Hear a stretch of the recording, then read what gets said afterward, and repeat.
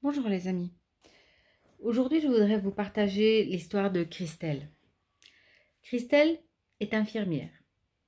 Elle travaille depuis une douzaine d'années dans un hôpital bruxellois et actuellement elle est en service de médecine interne. Christelle a vécu le choc de la pandémie Covid et elle a dû, comme beaucoup de ses collègues, faire face à l'inconnu. Elle en est sortie extrêmement fatiguée. Évidemment, elle a tout de suite sauté sur la possibilité de se faire injecter afin, pensait-elle, d'être protégée. Et elle vit actuellement une période relativement calme où pourtant les mesures sont maintenues pour le port du masque. Et pour les visites, elles sont limitées à une seule personne par jour par personne hospitalisée. Donc un seul visiteur par jour est autorisé à venir en visite dans l'hôpital où elle travaille. C'est exactement la même chose dans ma région, je suis en Wallonie. Donc nous sommes en mars, fin mars 2023. Hein, et il se fait que une petite dame dont le papa est hospitalisé arrive à l'accueil. Le papa était hospitalisé en catastrophe et le monsieur était accompagné de son amie, sa compagne. La fille, elle arrive de province, elle a fait 1 heure de voiture et elle est très inquiète puisque son père a été hospitalisé pour un souci dans le service de Christine et elle demande à le voir.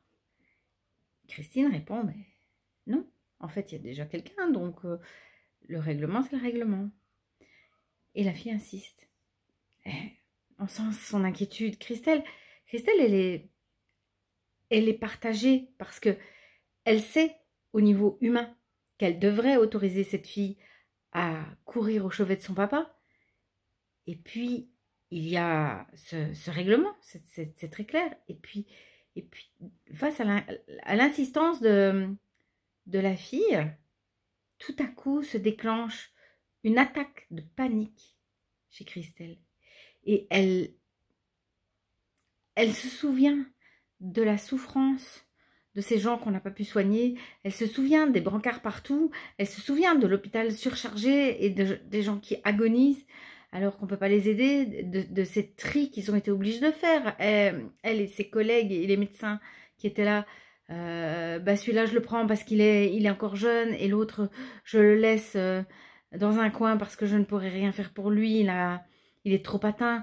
Et celui-là, je le laisse en balance. Si un lit qui se libère, peut-être que je vais le prendre. Mais l'autre, il est obèse et ça va être compliqué. On va devoir gérer ça à son cas. Il va mobiliser trop de ressources et occuper un lit trop longtemps. Donc, on le prend pas. On verra. Et toute cette souffrance de son équipe et toute cette fatigue et toute cette peur et ce désespoir humain lui saute à la figure. Et elle hurle au téléphone, elle hurle sur la fille, non, ne venez pas, je ne vous recevrai pas, c'est impossible, on ne veut pas revenir en arrière. Alors, est-ce que Christelle est un monstre? Certainement pas. Christelle, c'est un être humain qui est dans un service maltraitant, dans une institution maltraitante, dans une organisation de santé maltraitante, dans une Europe maltraitante. On a typiquement le cas ici d'un trauma d'équipe non géré.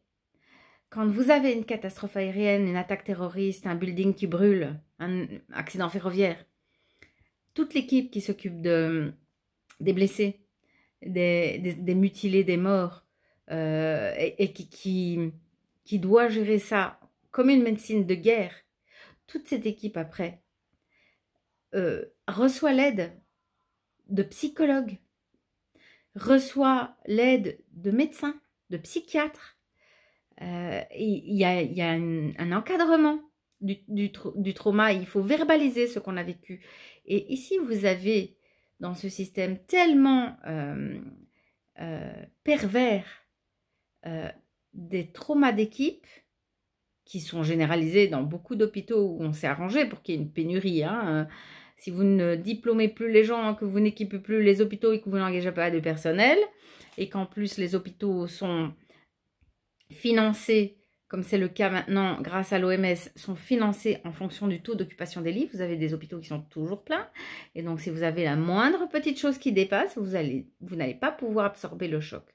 Et donc, ici, vous avez littéralement des équipes qui disjonctent, qui délirent sur un trauma non géré dans une société qui fait comme s'il ne s'était rien passé. Et c'est pour ça aussi que vous avez tout un tas de gens dans votre entourage certainement qui disent « Oh, mais c'est fini, on ne revient pas avec ça. » Parce que le traumatisme n'est pas géré et que le traumatisme ne demande qu'à revenir.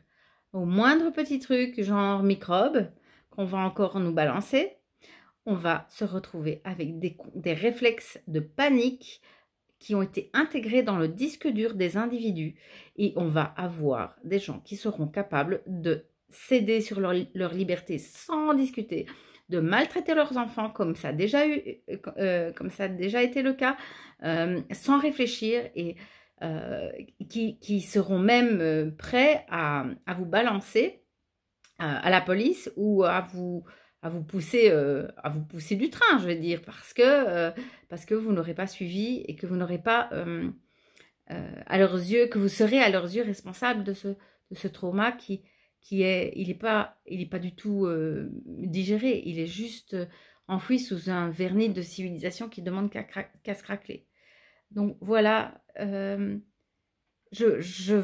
tenais à vous partager ça parce que je pense qu'il est extrêmement dangereux de ne pas parler de ce qui nous est arrivé et de ne pas avoir une vraie prise en charge. On va avoir des pathologies psychiatriques à gogo, à l'appel.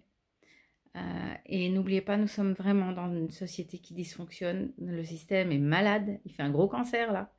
Et donc, les gens qui tentent d'aller bien, en fait, ils sont dans la suradaptation.